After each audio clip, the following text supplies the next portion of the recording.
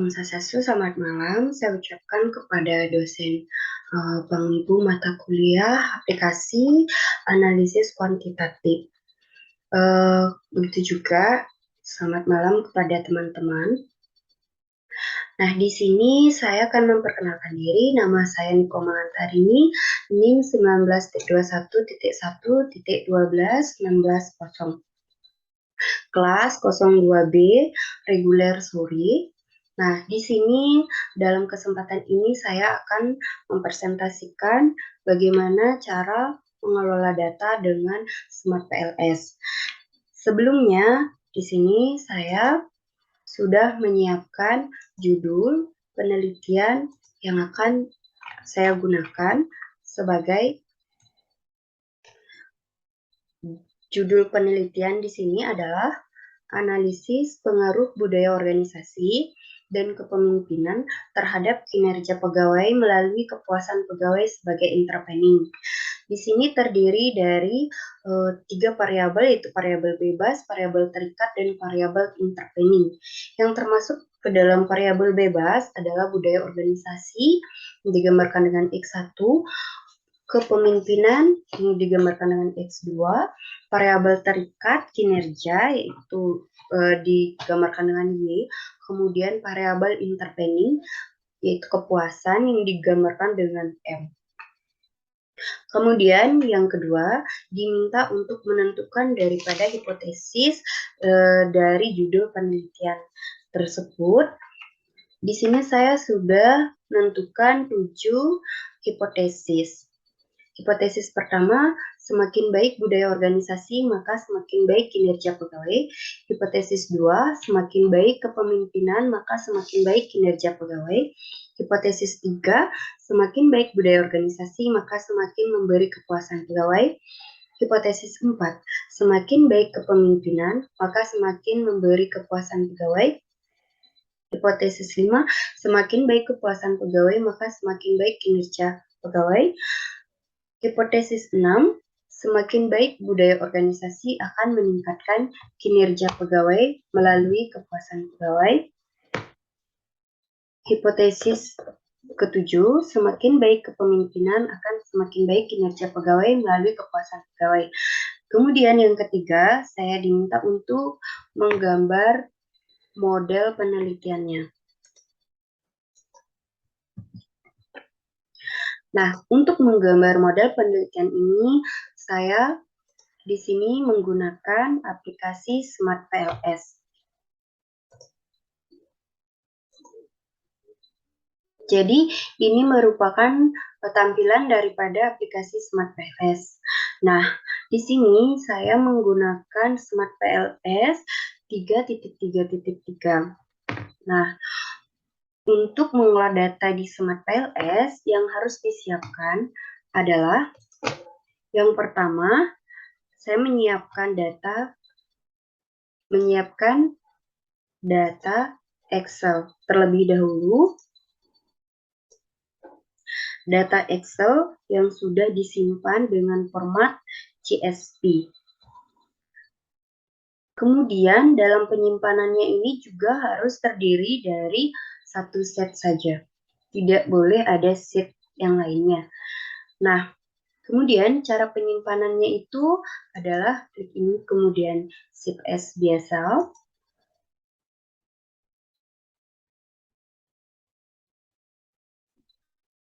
Kemudian Shift A tipenya kita klik dan kita pilih CSV, limited. Karena ini satu, kita beri 2.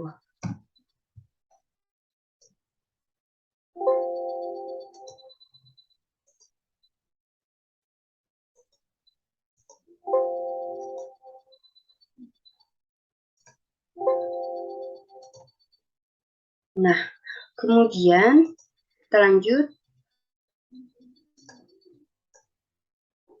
kita lanjut menggunakan aplikasi Smart PLS.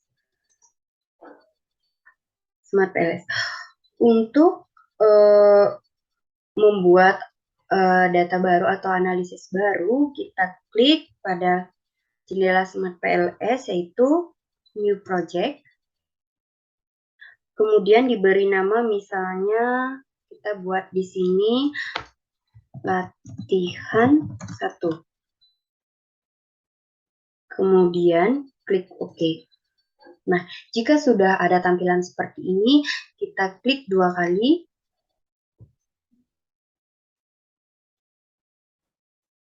Kemudian klik ini, kita open. Oke.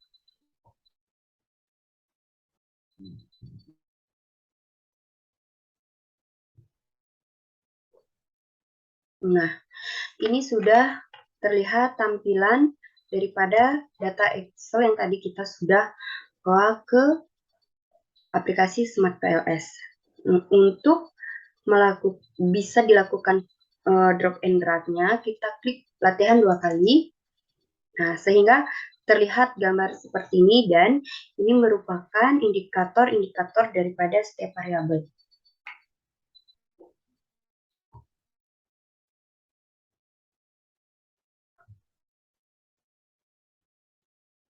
Nah, kita mulai drag setiap indikator untuk masing-masing variabelnya. Kita drag di sini, dan kita lanjutkan untuk variabel kedua.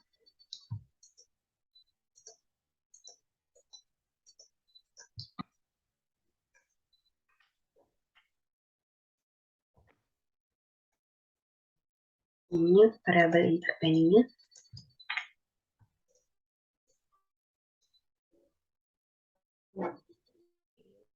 Ini variabel terikat.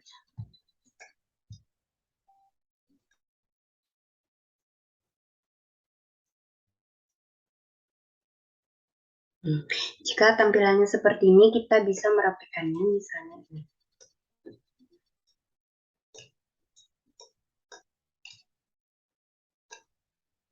Jika ini dirasa terlalu mepet, kita majukan, kemudian kita majukan lagi, klik kanan, kita taruh di align indicator right. Nah, didekatkan lagi.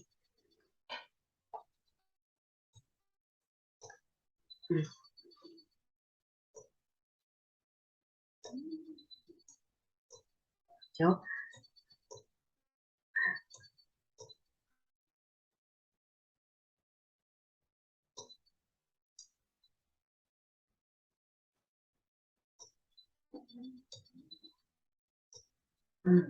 Di sini setiap variabelnya kita bisa memberi namanya dengan cara klik kanan, kemudian rename. Yang pertama adalah gaya organisasi. Begitupun dilanjutkan dengan variabel yang lainnya.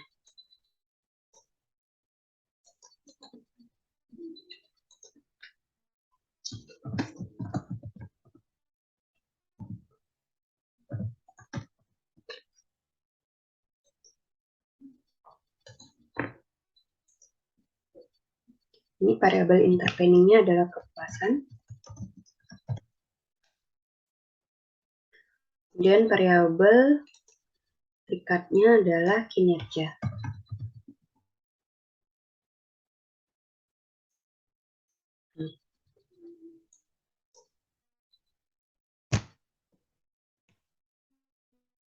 Jika masih berwarna merah seperti ini, untuk merubahnya menjadi warna biru, maka kita klik connect untuk menghubungkan setiap variabel. Tujuannya adalah untuk menghubungkan tanda panah untuk menentukan hipotesisnya dari penelitiannya. Yang pertama kita lakukan hipotesis pertama, yaitu semakin baik budaya organisasi, maka semakin baik kinerja pegawai. Kemudian hipotesis 2, semakin baik kepemimpinan, maka semakin baik kinerja pegawai.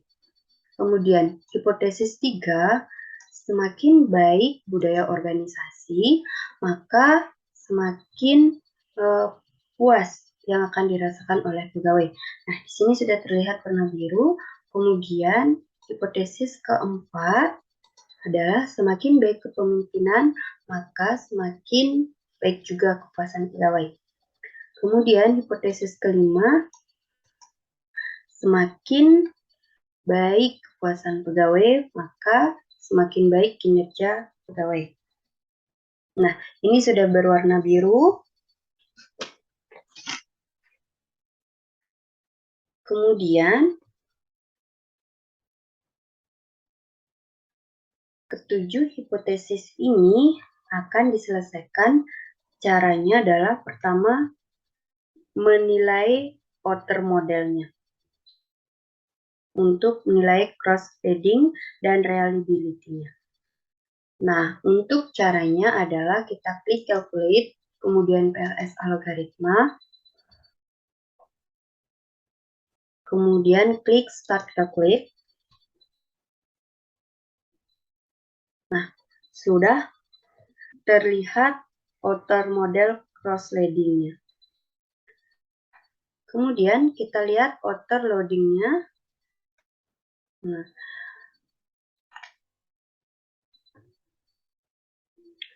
di mana cross-loading-nya ini apabila nilainya mencapai atau lebih dari 0,5 sampai 0,6 sudah dianggap memadai. Jika dalam setiap indikator ada rendah dari atau lebih rendah dari 0,5 sampai 0,6, maka akan berwarna merah. Untuk melihatnya, maka kita klik contrast reliability and validity. Nah, di sini sudah terlihat dari Konbak Alpha, ROA, Composite Reliability, dan juga Upright Variant, Extract AP.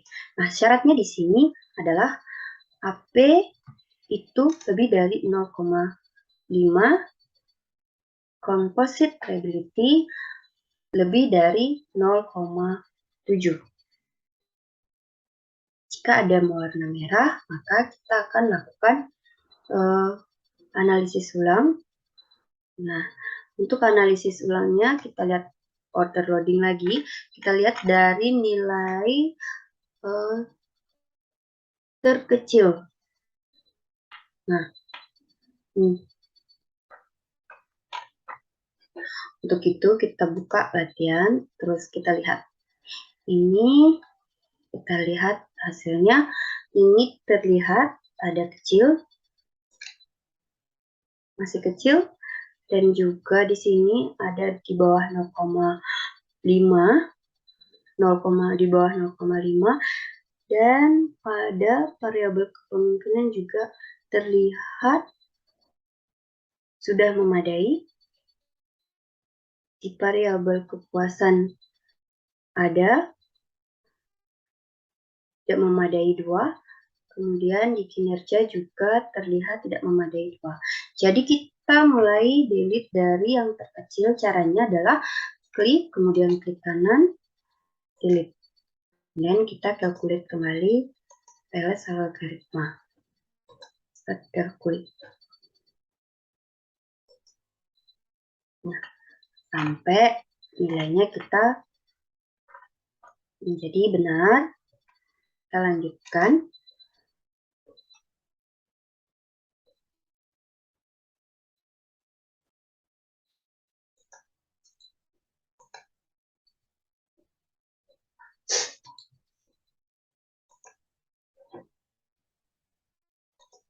Wait, algoritma, start calculate, dan outer loading. Coba lagi lihat yang mana terkecil. Ini di sini sudah ini. Oke, Ini kita klik delete.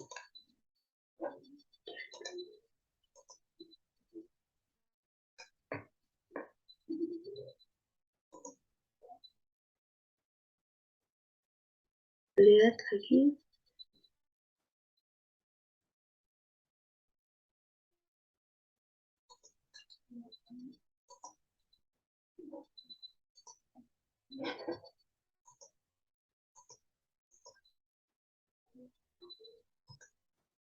Ini kita lakukan sampai kita menemukan sesuai dengan ketentuannya. Masih terlihat, jadi masih bisa kita hapus. Kita lihat di configurability-nya. Nah, masih ada. Lihat kembali.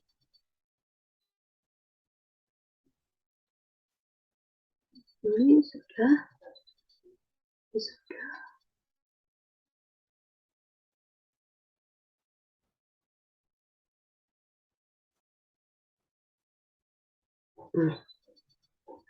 Kemudian kita lihat di sini.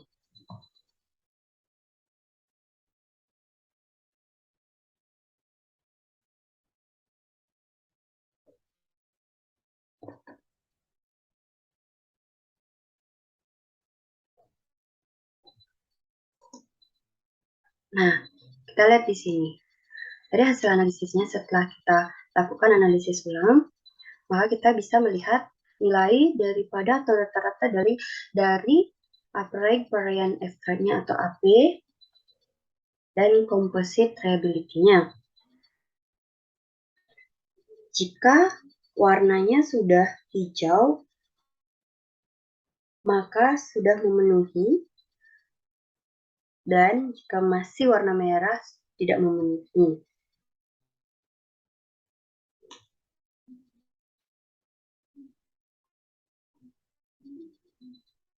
Dan kita lihat di sini. Kompositnya tadi kan saya sudah bilang itu di atas 0,7 dan di sini di atas 0,5.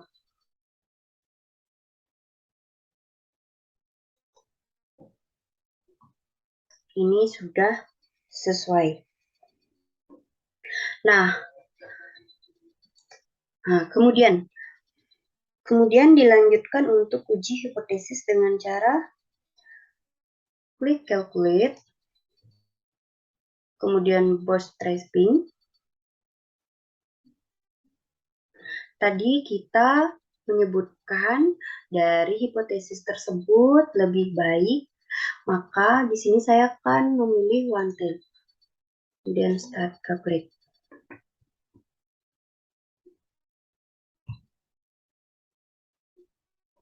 Nah, ini hasil daripada uji hipotesis yang akan kita lakukan. Nah, kemudian karena tadi diminta untuk membuat gambarnya, di sini kita tinggal pilih file, kemudian export image to clipboard. Nah, kemudian akan saya ekspor ke Word.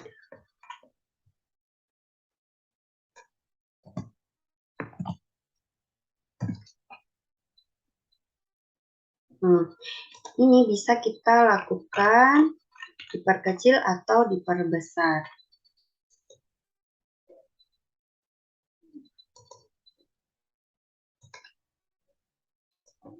Sini saya akan lanjutkan.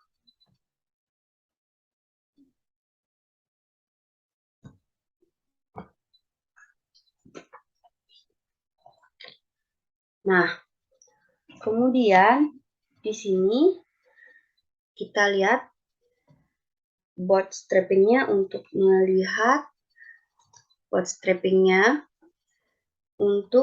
melihat pengaruh langsung untuk hipotesis yang pertama.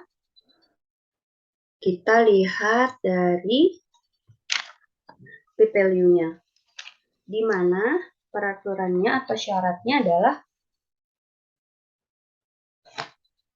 nilai hipotesis itu lebih rendah daripada 0,05. Sedangkan T statistiknya itu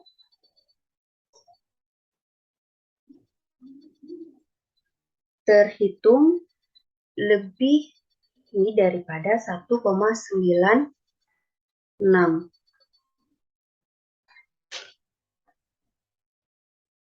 Nah, yang pertama, tadi saya untuk yang pertama di sini hipotesis pertama adalah budaya organisasi. Apabila budaya organisasi semakin baik, maka semakin baik kinerja. Jika dilihat di sini untuk T statistiknya itu di bawah 1,95, maka tidak valid, dan juga kita lihat p-value-nya itu di atas daripada 0,05, maka di sini kita lihat pengaruhnya itu tidak signifikan. Jadi kesimpulannya adalah budaya organisasi tidak mempengaruhi kinerja karyawan atau tidak signifikan.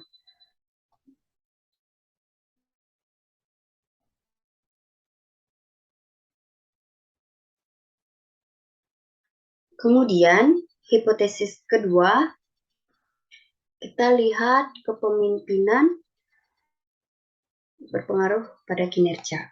Jadi, semakin baik kepemimpinan, maka semakin baik kinerja pegawai. Di sini kita lihat dari T statistiknya itu lebih dari 1,96 dan p-value-nya adalah 0,035. Kesimpulannya ini bisa dikatakan signifikan.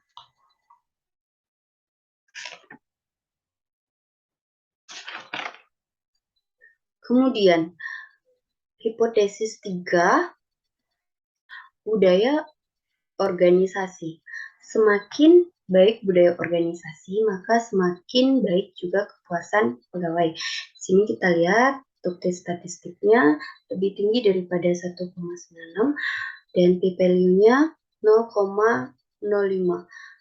Jadi kesimpulannya adalah berpengaruh dan signifikan.